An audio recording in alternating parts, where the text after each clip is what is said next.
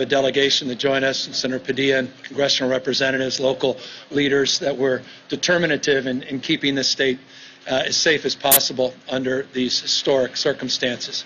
3 years of a mega drought, the driest on the West Coast in over 1,200 years, and we've now had 3 weeks of mega floods, some of the worst and most acute and damaging floods in California's history, some approximating, though not quite as acute, as the 1862 Great Flood in California. The scale and the scope of these floods is hard to understand unless you get out, and that's why I couldn't be more grateful to the President for taking the time to come out again to the state of California, take a look firsthand at some of the damage. But more important, I think, in moments like this is not just looking at the damage, but really reflecting on the spirit and pride of community coming together.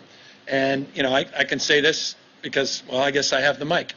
One of the things that I've long admired, I think the American people admire about this president, is there are few people with the empathy, the care and compassion that he has, and you see that demonstrated in times like this. And if you have any cynicism about the world we're living in and leadership, I challenge you to spend a little time with the President of the United States, meeting with people that have been directly impacted by these kinds of experiences. And so it reinforces and distills a sense of, yes, well-being for me as governor of the state of California, but more importantly, I think just gives all of us, a little bit more confidence in our fate and future and the world we're trying to build. And so I want to just say this, and before I bring up the president, this has been challenging. 21 lives have been lost. That does not include that 5-year-old boy. We had over 200 search and rescue folks out there over the course of last week plus. The only thing they found is that one shoe, that one Nike shoe. And we won't give up until we find Kyle. And hopefully, miracle of miracles, he'll be okay. But 21 known deaths so far. We had 9 atmospheric rivers, a stacking of stress, this conveyor belt going back 22 days, trillions of gallons of water. The state of California, we estimate over 1,400 heroic rescues. Those are the lives that were saved that didn't become headlines. I say this often about politics. Unlike baseball, you don't get credit for saves. All the extraordinary work, 93 agencies, local, state, regional, federal agencies coming together, doing heroic work 24/7. Folks that you would expect from FEMA and folks that we would come to expect at CAL FIRE and our local police and fire and sheriffs, but also our Conservation Corps. Incredible work the National Guard did to mitigate damage, to pre-position, to prevent, to save lives. That was our #1 priority. In closing, we're now here talking about turning the page, and we're talking about the resilience of California. We're talking about being here when all of you are gone, when the cameras are gone, when all the attention, spotlights taken off. That's when California is at its best, and we do our best work. But we could not do that without federal support. Final words. On January 4th, we declared a state of emergency. 4 days later, before I can even request it, Chief of Staff, the President of the United States, reaches out and says yes, in anticipation of what I had yet to request, and that was a presidential declaration. I checked my voicemail. The President had already left a voicemail saying, "What do you need?" 4 days after that, we requested a major disaster declaration. I sent out FEMA directors again back here with us after just a few days of detailed assessment. Now we over half a dozen, now 7 counties that are included in a major disaster declaration. Trust me, that matters. When you're cynical again around government, relationships, where you feel like things are frayed, things have become too polarized, I hope you'll consider these moments, that spirit of collaboration, cooperation, the things that define the best of who we are. And the best, of course, I think, of who we are in America is representing the person that I'm honored to welcome to his podium. Mr. President, it is an honor to have you back here. Ladies and gentlemen, the President of the United States.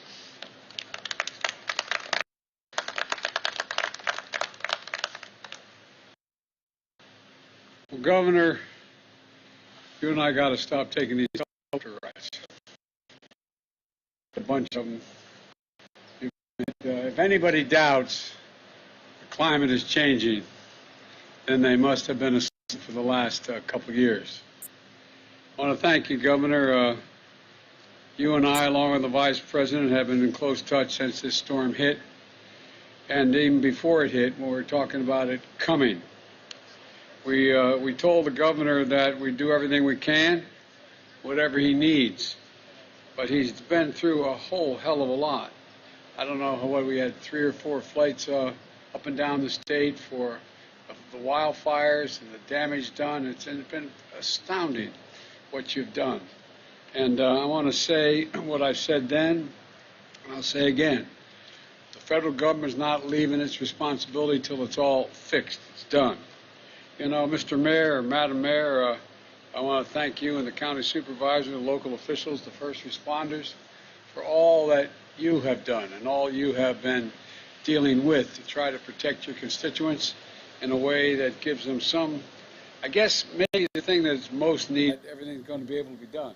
Everything's going to be able to be fixed. And I want to thank the entire California delegation for working with my administration. Alex and Jimmy, thank you for what you've done being with me today. And, you know, we did an aerial tour of the damage. And unlike when we did the aerial tour of the fires, it's not as obvious from the air just how much damage has been done. We flew over the entire area in parts of the state, they got more rainfall in a single day than they get in an entire year in parts of the state. Drenching rains, powerful winds, floods, landslides, but you don't feel it till you walk the streets or when you're able to walk. And, toppling of thousands of trees, 20,000 customers, 200,000 customers lost their power through the storms. Now, it's less than 5,000, but it's still 5,000 people don't have power. We got to get it down to zero. Nearly 150,000 people were under evacuation orders. Now it's down to 1,400 under evacuation orders, and under 300 people are still in shelters. But tragically, 21 people died, and that little boy we're still trying to find. Everybody I've talked to so far today just spontaneously brings that up. The fact is, Jill and I have him in our prayers, the family in our prayers, and all of you. While the situation is still treacherous, we're cautiously optimistic that the worst part is behind. The waters recede, but we'll see the full extent of the damage to the homes, the businesses, and the farms and ranches. And we know some of the destruction is going to take years to fully recover and rebuild. But we got to not just rebuild, we got to rebuild better. We got to rebuild better. Last week I signed an expedited major disaster declaration for the state of California. Yesterday I directed the federal government that will cover 100% of the cost of removing debris and emergency measures like sheltering evacuees and paying overtime for first responders for the next 60 days. Excuse me, for 60 days. And right now, more than 500 employees of FEMA are out here and other federal agencies on the ground trying to help people. FEMA positions supplies for 100,000 meals, 100,000 liters of water, 20,000 blankets, 10,000 cots for shelters, and will be disaster recovery centers in every impacted area, including Santa Cruz and Merced, where survivors can apply for assistance and if their homes or their small businesses have been damaged. That's already underway. The Army Corps of Engineers is helping remove heavy debris and safely, and monitoring 7 reservoirs in the Central Valley and the San Francisco Bay Area. I've instructed my administration to bring every element of the federal government together with the help of immediate needs to long-term rebuilding, to do both. We have to, in terms of the infrastructure, there's got to be significant changes been made, and the federal government's going to be here to help get that done. For example, the Department of Agriculture is helping farmers with disaster loans and grants if they lost livestock or their crops are washed away. So the Small Business Administration, and some of you were with me when I just went through the small business along the piers here, it's devastating what happened. But they're going to get help local businesses with low-interest loans so they can recover. And now, if you have if you don't have insurance or if you're underinsured, FEMA is going to get you started on home repairs and replacing lost or damaged property like cars or refrigerators, things inside the home that will be able to be replaced quickly. To apply for assistance from FEMA, you can go online to disasterassistance.gov, disasterassistance.gov. You can also sign up in person for disaster recovery centers in the coming days. There are going to be at least 7 centers opened across this state, and FEMA is going to deploy disaster survivor assistance teams to communities that need them the most. We can go to the FEMA website to find that location. And look, as I've said on other disasters, the key is not just building back, it's building back stronger. Just because since I became president, we've spent $9 billion in disaster assistance to California for the extreme weather events they've had to go through. $9 billion, and these weeks have shown the compounding effect of the disasters. For example, places that were ravaged by past wildfires are now at a higher risk of landslides.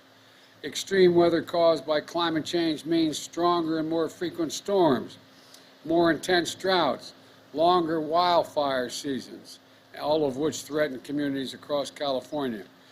So we have to invest in stronger infrastructure to lessen the impacts of these disasters because they become cumulative in a sense. We've already allocated funding from the infrastructure law that I signed a year ago, and more than $16 billion for more than 480 projects across this state. We're making the California power grid more resilient, building stronger levees, clearing hazardous fuels, and reforesting lands, to protect against wildfires. And together, we can better prepare for future disasters, reduce the damage they cause, and the people's lives and livelihoods that are affected. So let me close with this. To the people in California, I say it again, the country is here for you and with you. We are not leaving till things are built back and built back better than they were before. You can recover from storms. We'll be with you every step of the way. And I mean that sincerely, every step. And God bless you all, and may God protect our first responders, who we owe more than I could take time to talk about today. Thank you, thank you, thank